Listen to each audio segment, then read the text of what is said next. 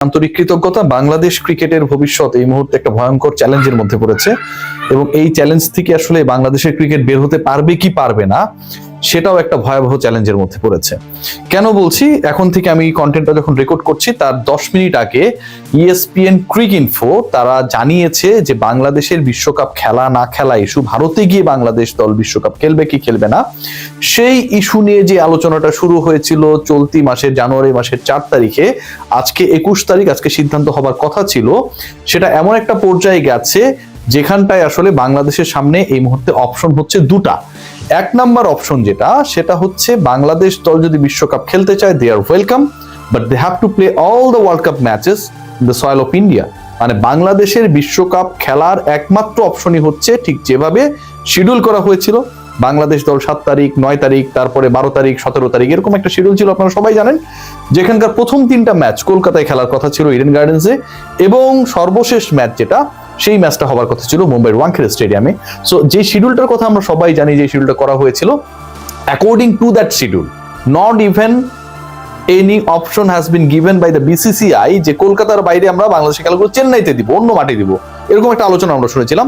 সেরকম কোনো অপশন নাই। বাংলাদেশকে যদি বিশ্বকাপ খেলতে হয় ভারতের মাটিতে খেলতে হবে, এবং ভারতের মাটিতে পার্টিকুলারলি যে দুটা ভেন্যুর কথা বলা হচ্ছে মুম্বাই এবং কলকাতা, সেখানটায় গিয়ে খেলতে হবে, অপশন 1। দ্বিতীয় যে অপশনটা ICCর এখান থেকে দেয়া হয়েছে, আজকে যে বোর্ড মিটিংটা হয়েছে, খুব দীর্ঘক্ষণের মিটিং হয়েছে তাও কিন্তু না, 1-1.5 ঘন্টার মধ্যে সিদ্ধান্ত হয়ে গেছে। সেখানটায় বলা হয়েছে বাংলাদেশ যদি এই শর্ত না মানে তাহলে বাংলাদেশকে কুইট করতে হবে, এবং বাংলাদেশের রিপ্লেসমেন্ট মানে বিশ্বকাপে সি গ্রুপে বাংলাদেশ থার্ড টিম হিসেবে 1, 2, 3, 1, 2, 3, 4 যে সেটিংটা করা হয়েছে সেখানটায় বাংলাদেশকে রিপ্লেস করবে স্কটল্যান্ড। এবং ভয়াবহ সত্য সেটা হচ্ছে যে এই সিদ্ধান্তটা জায়সা নেয় নাই, এবং BCCI বা ICC একক ক্ষমতা অ্যাপ্লাই করে নেয় নাই। পুরো সিদ্ধান্ত গ্রহণ করার জন্য ICC বোর্ড মিটিং হয়েছে, বোর্ড মিটিং এ ভোটাভুটি হয়েছে, যেহেতু বাংলাদেশ একটা ফুল মেম্বার কান্ট্রি, এবং সেই ভোটাভুটিতে বাংলাদেশ হেরে গেছে। Majority of the countries who are the full member of ICC they have decided যে বাংলাদেশের এই সিচুয়েশনে ওয়ার্ল্ড কাপ যদি আগাতে হয়, করতে হয়, তাহলে ডিসিশন একটাই, সেটা হচ্ছে বাংলাদেশ না খেললে একটা রিপ্লেসমেন্ট দলকে দিতে হবে। ডিসিশনটা কার? Majority of the participating boards, যারা যেই বোর্ডগুলো অংশগ্রহণ করেছে তাদের মেজরিটির সিদ্ধান্ত হচ্ছে বাংলাদেশকে রিপ্লেস করবে, এরকম একটা দলকে রেডি রাখতে হবে। এই মিটিং থেকে যে সিদ্ধান্ত এসেছে, যে মিটিংটা শেষ হয়েছে কিছুক্ষণ আগে, সেটা আরো গুরুত্বপূর্ণ সিদ্ধান্ত, এবং সেখানটায় বাংলাদেশকে একটা লাস্ট চান্স দেওয়া হয়েছে। ICCর বোর্ড মেম্বাররা তারা ভোটাভুটির পরে বাংলাদেশকে একটা লাস্ট চান্স দেওয়া হয়েছে, এবং সেই চান্সে বলা হচ্ছে যে বাংলাদেশ দল যদি বিশ্বকাপ খেলতে চায় এবং বাংলাদেশ যদি বিশ্বকাপে অংশগ্রহণ করতে চায়, সেটা তো ভারতের মাটিতে, ভারতের ওই দুইটা মেনশন ভেন্যু কলকাতা এবং মুম্বাইতে খেলতে হবেই। যদি বাংলাদেশ না খেলতে চায় সেটার জন্য বাংলাদেশকে একদিন সময় বাড়িয়ে দেওয়া হয়েছে, যে by 22nd of this month, মানে আগামীকালের মধ্যে এটা জানাতে হবে যে বাংলাদেশ দল whether they want to take part in the upcoming World Cup in the soil of India or not। আগামীকালের মধ্যে বাংলাদেশ দলকে জানিয়ে দিতে হবে। তার মানে আগামীকালের মধ্যে ফরমালি এই ডিসিশনটা আমরা পেয়ে যাব যে বাংলাদেশের বিশ্বকাপ ভবিষ্যৎটা আসলে কি, কোন পথে। দেখুন, এখানটা একটা মেজর মানে ফ্যাক্ট তৈরি হয়েছে আমার কাছে মনে হয়। প্রথমত ICC এখন ফরমালি জানিয়ে দিয়েছে যে বাংলাদেশকে খেলতে হলে ইন্ডিয়ায় খেলতে হবে। এর আগে কিন্তু ফরমাল এরকম কোন ধরনের ডিক্লারেশন ফ্রম দ্য ICC আমরা পাই নাই। দ্বিতীয়ত ICC যে board member, full members country যারা রয়েছে, তারাও ফরমালি তাদের ডিসিশন দিয়েছে, they are the part of the voting. So voting এ তারা যখন অংশগ্রহণ করেছে, সেখানটায় তারা এটা এনশিওর করেছে যে বাংলাদেশ যদি খেলে, বাংলাদেশকে তাদেরও মত এটা যে ইন্ডিয়াতে খেলতে হবে, আদারওয়াইজ বাংলাদেশের রিপ্লেসমেন্ট নিতে হবে।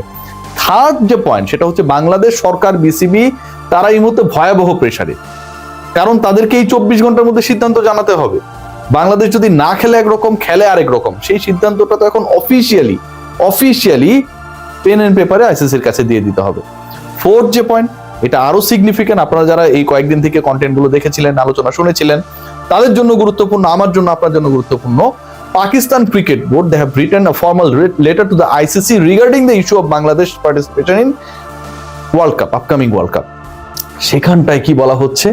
সেখানটায় পাকিস্তান ক্রিকেট বোর্ড যে রিকোয়েস্ট লেটারটা লিখেছিল, যেই ঘটনা ঘটেছিল জানুয়ারি মাসের 4 তারিখে, পাকিস্তান ক্রিকেট বোর্ড ICCর কাছে চিঠি দিয়েছে আজকে, মানে যেদিন মিটিংটা কল করা হয়েছে, আজকে পাকিস্তান ক্রিকেট বোর্ড ICCর এই সভায় কোথাও কোনোভাবে কোনো বাক্যে সরাসরি অথবা সরাসরি না, প্রত্যক্ষ পরোক্ষভাবে কোথাও বলে নাই যে বাংলাদেশ যদি না খেলে তাহলে পাকিস্তানও খেলবে না।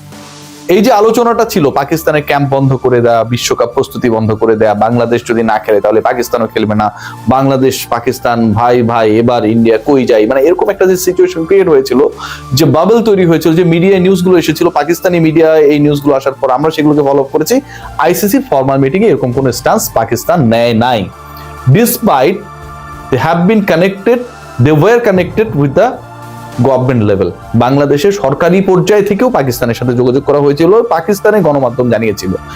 সেই পাকিস্তান শেষ পর্যন্ত বাংলাদেশের পক্ষে ছিল ঠিকই, যে ঠিক আছে বাংলাদেশের দাবিটাকে বিবেচনা করা হোক, কিন্তু কোনো স্ট্রেংথ মানে অ্যাকশন আমরা দেখি নাই পাকিস্তানের পক্ষ থেকে, যে তারা বাংলাদেশ না খেললে, বাংলাদেশকে ন্যায্য অধিকার যদি দেয়া না হয়, বঞ্চিত করা হয়, তাহলে তারা অংশগ্রহণ করবে না।